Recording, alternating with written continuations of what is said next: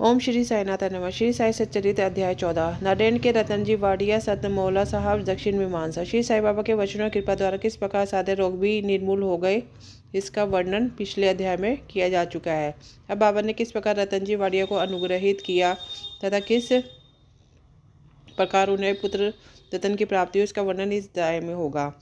इस संत की जीवनी सर्व प्रकार से प्राकृतिक और मधुर है और इसके अन्य कार्य भी जैसे भोजन, चलना फिरना तथा स्वाभाविक अमृतोपदेश बड़े ही मधुर है। वह आनंद के अवतार है। इस परमानंद का उन्होंने अपने भक्तों को भी रसवादन कराया और इसलिए उन्हें इसकी विस्मृति बनी रही। भिन्न भिन्न प्रकार के कर्म और कर्तव्यों की अनेक कथाएं भक्तों को उनके द्वारा प्राप्त हुई, जिससे वह सत्य मार्ग का अवलंब करें और वह सदैव जागरूक रहकर अपने जीवन का परम लक्ष्य आत्मानुभूति अवश्य प्राप्त करे। पिछले जन्मों के शुभ कर्मों के फलस्वरूप ही यह देह प्राप्त हुई है और उसकी सार्थकता तभी है जब उसकी सहायता से हम इस जीवन में भक्ति और मोक्ष प्राप्त कर सके। हमें अपने अंत और जीवन के लक्ष्य हेतु सदैव सावधान और तत्पर रहना चाहिए। यदि तुम नित्य श्री साई की लीलाओं का श्रवण करोगे तो तुम्हें अनाग सदैव दर्शन होता रहेगा। दिन रात उनका हृदय में स्मरण करते रहो। इस प्रकार आचरण करने से मन की चंचलता शीघ्र नष्ट हो जाती है। यदि इसका निरंतर अभ्यास किया गया तो तुम्हें चैतन्य धन से अभिन्नता प्राप्त हो जाएगी। नादेड़ के रतन जी। अब हम इस अध्याय की मूल कथा का वर्णन करते हैं। नादेड़ में रतन जी शाहपुरजी वाडिया नामक एक प्रसिद्ध व्यापारी रहते थे। उन्होंने व्यापार में यथेच धनराशि खर्च कर ली थी। उनके पास अतुल्य संपत्ति, खेत, चरोहर तथा कई प्रकार के पशु, घोड़े, गधे, खच्चर आदि और गाड़ियां भी थी। वे अत्यंत भाग्यशाली थे। यद्यपि बाहर दृष्टि से अधिक सुखी और संतुष्ट प्रतीत होते थे, परंतु भावार्थ में वे वैसे ना थे। विधाता की रचना कुछ ऐसी विचित्र है कि इस संसार में पूर्ण सुखी कोई नहीं है और धनाढ्य रतन जी भी इसके अपवाद ना थे। वे परोपकारी तथा दानशील थे। वे दिनों का भोजन, वस्त्र वितरण करते तथा सभी लोगों को अनेक प्रकार से सहायता किया करते थे। उनके लोग अत्यंत सुखी समझते थे, किंतु दीर्घकाल से संतान न होने के कारण उनके हृदय में संताप अधिक था। जिस प्रकार प्रेम तथा भक्ति रहित कीर्तन, वाग रहित संगीत, पवित्र रहित ब्राह्मण, व्यवहारिक ज्ञान रहित कलाकार, पश्चाताप रहित तीर्थयात्रा और कंठमाला रहित अलंकार उत्तम प्रतीत नहीं होते, उसी प्रकार संतान रहित गृहस्थ का घर भी सोना ही रहता है। रतन जी सदैव इसी चिंता में निमग्न रहते थे। वे मन ही मन कहते कि क्या ईश्वर की मुझ पर कभी दया न होगी, क्या मुझे कभी पुत्र की प्राप्ति न होगी। इसके लिए वे सदैव उदास रहते थे। उन्हें भोजन में अरुचि हो गई थी। पुत्र की प्राप्ति कब होगी, यही चिंता उन्हें सदैव घेरी रहती थी। उनकी दासगुरु महाराज पर दृढ़ निष्ठा थी। उन्होंने अपना हृदय उनके सम्मुख खोल दिया। तब उन्होंने श्री साईं साथ की शरण जाने और उनसे संतान प्राप्ति के लिए प्रार्थना करने का परामर्श दिया। रतन जी को यह विचार रुचिकर प्रतीत हुआ। उन्होंने शिरडी जाने का निश्चय किया। कुछ दिनों के उपरांत में शिरडी आए। बाबा के दर्शन पर उनके चरणों पर गिरे। उन्होंने एक सुंदर हार बाबा को पहनाकर बहुत से फल फूल भेंट किए। तत्पश्चात आदर बाबा के पास बैठकर इस प्रकार प्रार्थना करने लगे। अनेक आपत्तिग्रस्त लोग आपके पास आते हैं, आप उनके कष्ट दूर करते हैं। यही कीर्ति सुनकर मैं बड़ी आशा से आपके श्री चरणों में आया हूँ। मुझे बड़ा भरोसा है कि कृपया मुझे निराश न किए। सिर्फ साईं बाबा ने उनसे 5 रुपये दक्षिणा मांगी, जो वो देना ही चाहते थे, परंतु बाबा ने पुनः कहा कि मुझे तुमसे 3 रुपये 14 आने पहले ही प्राप्त हो चुके हैं, इससे केवल शेष राशि ही दो। यह सुनकर रतन जी असमंजस में पड़ गए। बाबा का कथन का अभिप्राय उनको समझ में नहीं। वे सोचने लगे शिरडी का आने का पहला ही अवसर है और यह बड़े आश्चर्य की बात है। 3 रुपये 14 आने पहले ही प्राप्त हो चुके हैं। यह एक पहेली हल न कर सके। वह बाबा के चरणों के पास बैठे रहे। उन्होंने शेष दक्षिणा अर्पित कर दी। उन्होंने अपने आगमन का हेतु बताया। पुत्र प्राप्ति की प्रार्थना बताई। बाबा को दया गई। बोले चिंता त्याग दो, अब तुम्हारे 2 दिन समाप्त हो गए। इसके बाद बाबा ने उदित देकर अपना वरद हस्त उनके मस्तक पर रखकर कहा, अल्लाह तुम्हारी इच्छा पूर्ण करेगा। बाबा की अनुमति प्राप्त कर रतन जी नादेड़ लौट आए और शिरडी में जो कुछ हुआ उसे दासगणों को सुनाया। रतन जी ने कहा सब कार्य ठीक ही रहा। बाबा के शुभ दर्शन हुए, उनका आशीर्वाद प्रसाद भी प्राप्त हुआ, परंतु वहाँ एक बात समझ में नहीं आई। वहाँ पर बाबा ने कहा मुझे 3 रुपये 14 आने पहले प्राप्त हो चुकी है, कृपया समझाइए इसका क्या अर्थ है। इससे पूर्व में शिरडी कभी गया ही नहीं, फिर बाबा को वह रुपये कैसे प्राप्त हो गए जिसका उन्होंने उल्लेख किया। दासगणों के लिए भी एक पहेली थी। बहुत दिनों तक वह इस पर विचार करते रहे। कई दिनों के पश्चात उन्हें स्मरण हुआ कि कुछ दिन पहले रतन जी ने एक यवन संत मौला साहब को अपने घर आतिथ्य के लिए निमंत्रण किया था, उनके निमित्त उन्हें कुछ धन व्यय किया था। मौला साहब नांदेड़ के एक प्रसिद्ध संत थे जो कुली का काम किया करते थे। जब रतन जी ने शिरडी जाने का निश्चय किया तो कुछ दिन पूर्व मौला साहब अन्याय से रतन जी के घर आए। रतन जी उनसे अच्छी तरह परिचित थे, उनसे प्रेम भी अधिक किया करते थे, इसलिए उनके सत्कार में एक छोटे से जलपान की व्यवस्था की थी। दासगणों ने रतन जी से आतिथ्य के खर्च की सूची मांगी तो यह जानकर बड़ा आश्चर्य हुआ कि 3 रुपये 14 आने ही आया उसका खर्च।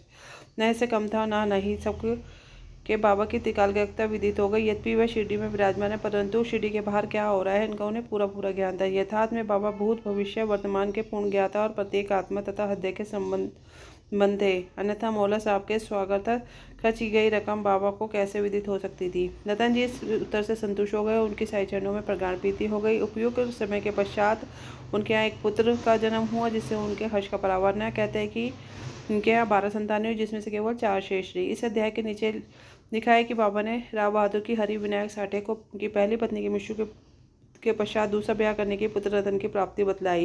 राव बहादुर साठे ने द्वितीय विवाह के प्रथम 2 कन्याएं हुई जिससे वह निशा, परंतु तृतीय बार पुत्र हुआ। इस तरह बाबा के वचन सही निकले, वह संतुष्ट हो गए। दक्षिणा मीमांसा। दक्षिणा के संबंध में कुछ अन्य बातों का निरूपण हम यह इस अध्याय का समाप्त करेंगे। यह तो विदित ही है कि जो लोग बाबा के दर्शन को जाते थे उन्होंने बाबा से दीक्षा लिया करते थे। यहाँ किसी को भी शंका उत्पन्न हो सकती है, जब बाबा फकीर और पूर्ण विरक्त थे तो क्या उनका इस प्रकार दक्षिणा ग्रहण करना, कंचन को महत्व देना उचित था? इस प्रश्न पर हम विशेष रूप से विचार करेंगे। बहुत काल तक बाबा भक्तों को कुछ स्वीकार नहीं करते थे। वे जली हुई दियासलाई एकत्रित कर अपनी जेब में भर लेते थे। चाहे भक्त हो या चाहे कोई, कभी किसी से कुछ नहीं मांगते थे। यदि किसी ने उनके सामने पैसा रख दिया तो उसे स्वीकार करके उससे तंबाकू अथवा तेल आदि खरीद लिया करते थे। वे प्राय बीड़ियाँ चिलम पिया करते थे। कुछ लोगों ने सोचा कि बिना कुछ वेट किए संतों के दर्शन उचित नहीं है, इसलिए वे बाबा के सामने पैसे रखने लगे। यदि 1 पैसा होता तो जेब में रख लेते और यदि 2 पैसे होते तो उनमें से 1 पैसा वापस कर देते थे। जब बाबा की कीर्ति दूर दूर फैली तो लोगों के झुंड बाबा के दर्शनार्थ शिरडी आने लगे। तब बाबा ने उनसे दक्षिण लेना आरंभ कर दिया। श्रुति कहती है कि स्वर्ण मुद्रा के अभाव में भक्त वो पूजन भी अपूर्ण है। अतः जब ईश्वर पूजन में मुद्रा आवश्यक है तो संतन पूजन में क्यों ना हो। इसलिए शास्त्रों में कहा है कि ईश्वर, राजा, संत या गुरु के दर्शन अपने सामर्थ्य अनुसार बिना कुछ अर्पण के कभी ना करना चाहिए। उन्हें क्या भेंट दी जाए, अधिकतर मुद्रा या धन संबंध में उपनिषदों ने वर्णित नियमों का अवलोकन करे। बृहदारण्यक उपनिषद में बताया गया कि दक्ष प्रजापति ने देवता, मनुष्य और राक्षसों के सामने एक अक्षर दा का उच्चारण किया। देवताओं को इसका अर्थ लगाया कि उनमें दम अतः आत्म नियंत्रण का अभ्यास करना चाहिए। मनुष्य ने समझा उन्हें दान का अभ्यास करना चाहिए तथा राक्षसों ने सोचा उन्हें दया का अभ्यास करना चाहिए। मनुष्य को दान की सलाह दी गई। तैत्तिरीय उपनिषद में दान व अन्य सत्गुणों को अभ्यास के लाने की बात की गई। दान के संबंध में लिखा है, विश्वास पूर्वक दान करो, उसके बिना दान व्यर्थ है। उदार हृदय अथवा विनम्र बनकर आदर और सहानुभूति दान करो। भक्तों की कंचन त्याग कर पाठ पढ़ाने और उनकी आसक्ति दूर करने के लिए, चित्त शुद्ध कराने के लिए बाबा सबसे दक्षिणा लिया करते थे। परंतु उनकी एक विशेषता भी थी। बाबा कहा करते थे कि जो कुछ भी मैं स्वीकार करता हूँ मैं उसके सद्गुणों से अधिक वापस करना पड़ता है। इसमें अनेक प्रमाण है। एक घटना।